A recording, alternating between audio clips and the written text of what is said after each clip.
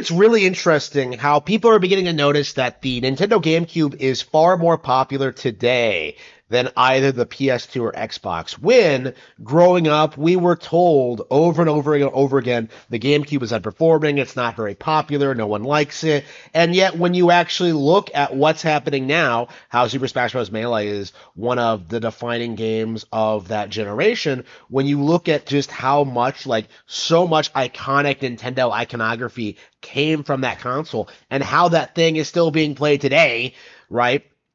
How it introduced Animal Crossing to the Western world, which is now one of Nintendo's biggest IPs, right? When you really look at what this console did, there is no denying that it was far more popular and successful than the PS2. What people don't understand is that the PS2 success was entirely astroturfed. It was sold to you by game journals, you played it a handful of times, and then you went back to playing Super Smash Bros. Melee, or Mario Party, or Luigi's Mansion, or Pikmin, or Animal Crossing, or Super Mario Sunshine, or The Legend of Zelda The Wind Waker, or Wave Race Blue Storm, or F-Zero GX, right? The GameCube had better games than the PS2.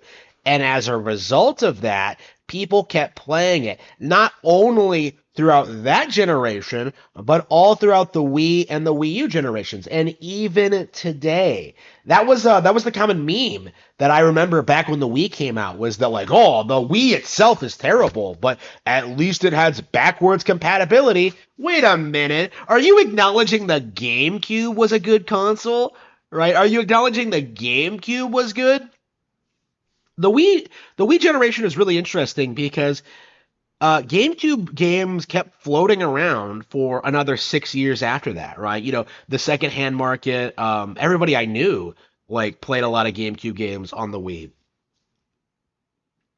I use my backwards compatibility on the Wii a lot. And as a result of that, these games remained very relevant and very popular. And as a result of that, that success and popularity not only carried its way into the Wii generation, but well into the future.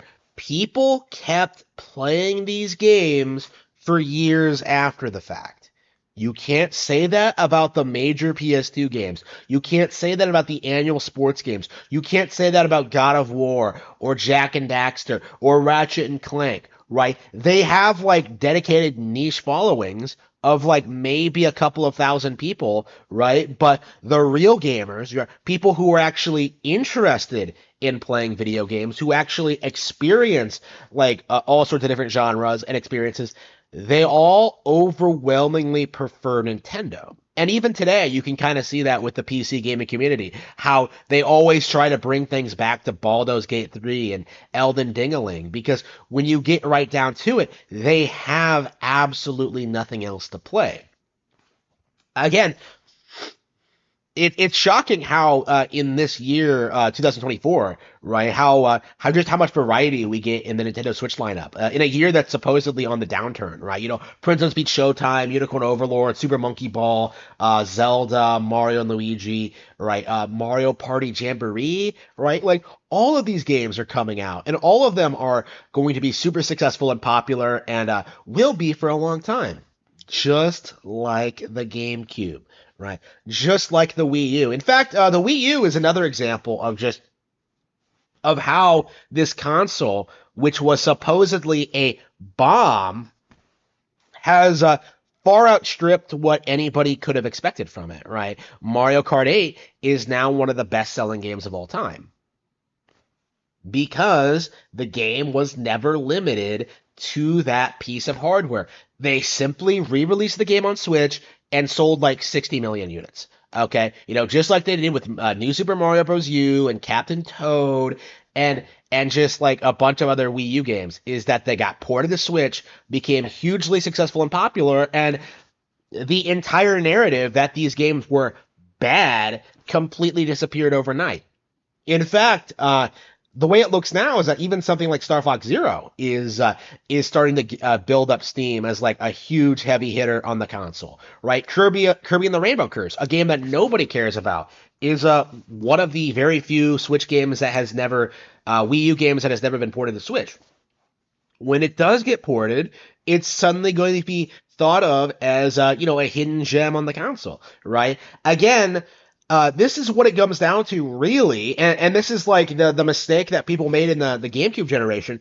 They really thought that by convincing people that the games were bad on day one, that they would be able to like maintain that narrative forever, right? I remember where like people were like railing on Luigi's Mansion for not being a real Mario game and Wind Waker for the visuals. And look at where those franchises are now. They are like huge successes, like bigger than they ever were. Than the old gold standard that those fanboys, those pretendos were hyping up, right? Like again, those were huge successes in spite of the whining and complaining from the pretendo community. I We are going to see the same thing happen with all of the Nintendo games that people are downplaying right now. Most prominently Splatoon, but I think that also extends to games like Famicom Detective Club and Princess Peach Showtime and the new Zelda game, Mario and Luigi. Like these are all games that right now everybody is downplaying and trying aggressively to pretend are some disappointing things, right? Just, how many times have I talked about how Zelda has been railed on for like the dungeon design and like the new Zelda formula and stuff like that, when in reality it's pretty clearly an improvement. Like, how many times have I talked about that? And yet people are still doing the song and dance, like, oh, the games are coming out and nobody's buying them, nobody talks about them, and yet somehow 20 years later, the games that nobody was talking about back then, the console that nobody was talking about back then, is suddenly remembered as like the best of its generation. Why? Because the people that actually played these games, that actually know what they're talking about, are able to come forward and tell you that these games were top tier, right? They are able to tell you how good these games were, regardless of how well they sold, how much the hardware sold, how much people talked about them. We don't judge games based on how much they sold, right? We don't care how much they're talked about. We don't care whether people make 2 hour long deep lore videos on them, right? Like that simply doesn't matter. What matters is that the games themselves are compelling and keep people coming back time and time again. There is absolutely nothing you can do to downplay the success of the N64, of the GameCube, of the Nintendo Wii, of the Nintendo Wii U, and especially not the Nintendo Switch and upcoming hardware. Your culture of hating Nintendo is coming to an end.